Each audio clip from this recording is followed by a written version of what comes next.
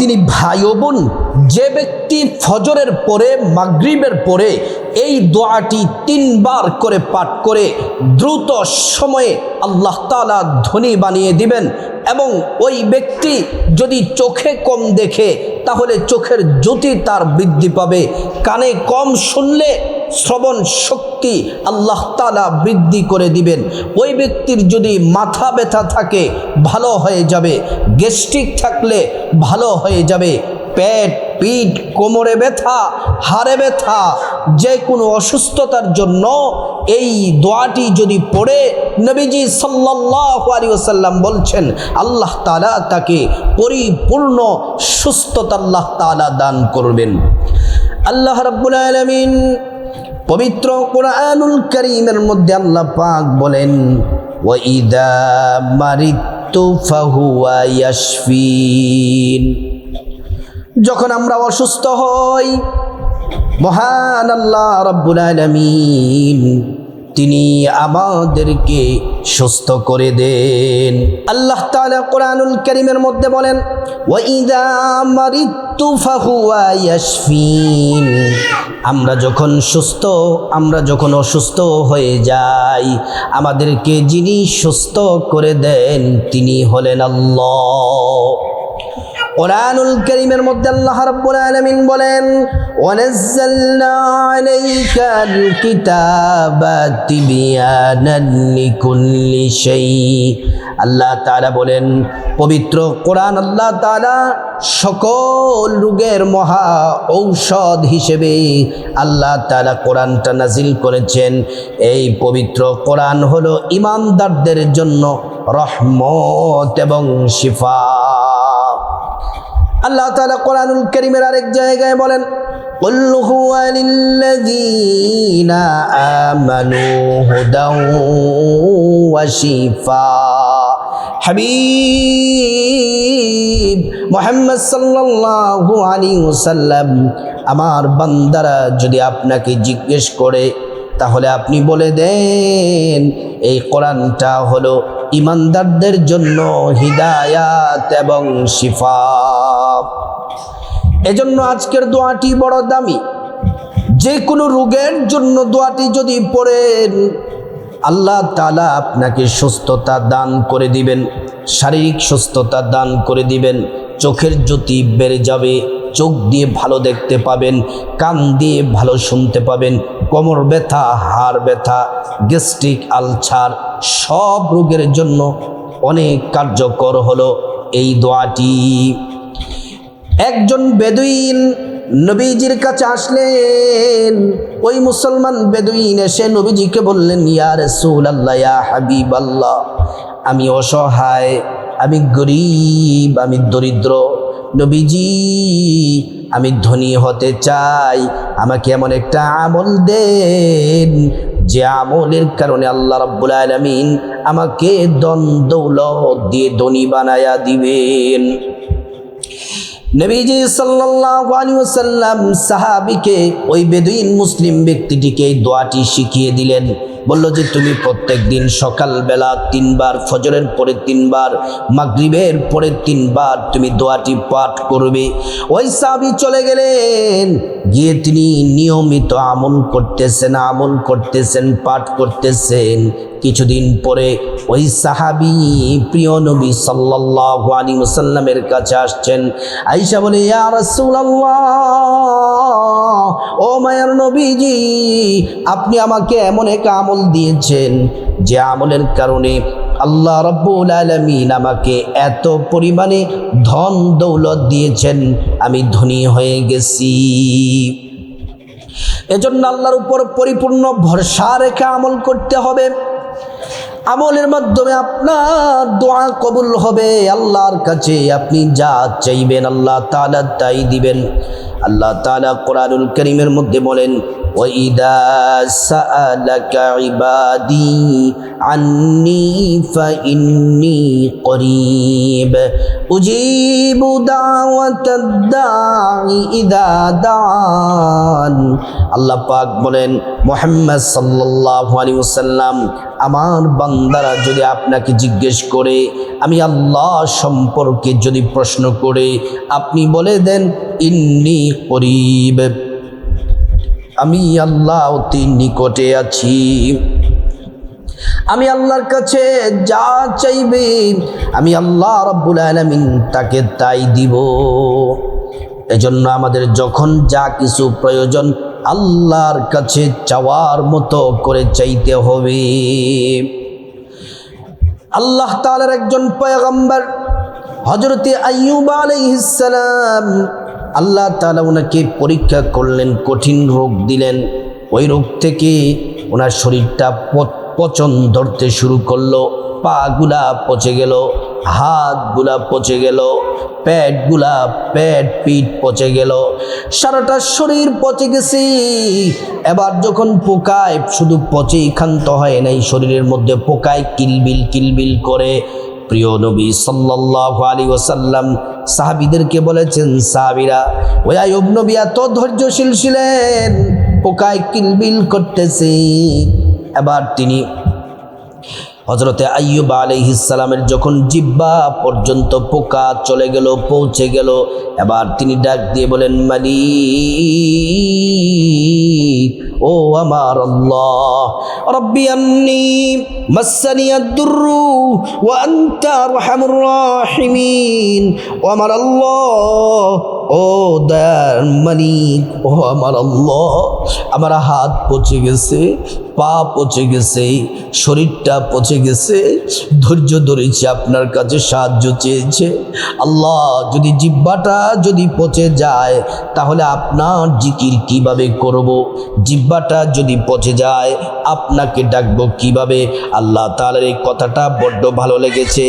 আল্লাহ রাব্বুল আলামিন বলেন, আইয়ুব, যাও যাও, ময়দানের মধ্যে যাও, ময়দানের মধ্যে গিয়ে তোমার পা দ্বারা ময়দানের মধ্যে, মাঠের মধ্যে পা দ্বারা, পায়ের গোড়ালি দ্বারা আঘাত দাও। যখন তিনি গেলেন, ওই পায়ের গোড়ালি দ্বারা যখন তিনি আঘাত করলেন, আঘাত করার সাথে সাথে এবার পায়ের নিচ থেকে মাটি ফেটে এবার পানি বের হতে লাগলো। এই পানি দিয়ে তিনি গোসল করলেন। গোসল করার সাথে সাথে আল্লাহ তাআলা ওনাকে পরিপূর্ণ সুস্থতা দান করেছেন। আল্লাহ রাব্বুল আলামিন বলেন, ওয়া ইদা মারিতু ফাহুয়া ইয়াশফিন, যখন আমরা অসুস্থ হয়ে যাই আমাদেরকে যিনি সুস্থ করেন তিনি হলেন আল্লাহ। এজন্য ও প্রিয় মা বোনেরা, আমাদের শারীরিক অসুস্থতার জন্য আল্লাহ তাআলার কাছে সুস্থতা চাইতে হবে। একমাত্র যিনি সুস্থ করতে পারেন তিনি হলেন আল্লাহ। আল্লাহ রাব্বুল আলামিন তিনি একমাত্র আমাদেরকে সুস্থ করতে পারেন। প্রিয় মা বোনেরা আমার, ও মুসলিম ভাইয়েরা, আরেকটি ঘটনা শুনুন, তারপরে আমলটি বলে দিব। নবীজি একদিন দুপুরবেলা নামাজের আগে, এখনো নামাজের ওয়াক্ত হয় নাই, মসজিদে নববীর পাশ দিয়ে তিনি যাচ্ছে, গিয়ে দেখেন একজন সাহাবী মসজিদের মধ্যে বসে আছে। নবীজি মসজিদের ভিতরে প্রবেশ করলেন। প্রবেশ করার পরে নবীজি বললেন, এ সাহাবী, নামাজের সময় তো এখনো হয় নাই, নামাজের সময় হয় নাই, আজান দেয় নাই, তুমি মসজিদে কি করো? ভাই হুজুর, আজানের সময় হয় নাই, নামাজের সময় হয় নাই, এটা তো আমি জানি, কিন্তু আমার এত পেরেশানি, দুশ্চিন্তা, ডিপ্রেশন, ঋণ আমাকে ঋণে জর্জরিত করেছে, পেরেশানিতে জর্জরিত করেছে। হুজুর, আমি বড় অভাব অনটনের মধ্যে আছি। হুজুর, আমি দরিদ্র, অসহায়, আমি ঋণগ্রস্ত আছি গো ইয়া রাসূলুল্লাহ। নবীজি বললেন, তুমি পেরেশানি করো না, টেনশন করো না, ঋণ থেকে মুক্তির একটি দোয়া তোমাকে বলে দিব, এবং অভাব অনটন থেকে মুক্তির দোয়া বলে দিব, এবং পেরেশানি দুশ্চিন্তা দূর হয়ে যাবে। আল্লাহ রাব্বুল আলামিন তোমাকে ধনী বানায়া দিবেন এই দোয়াটি যদি তুমি পড়ো।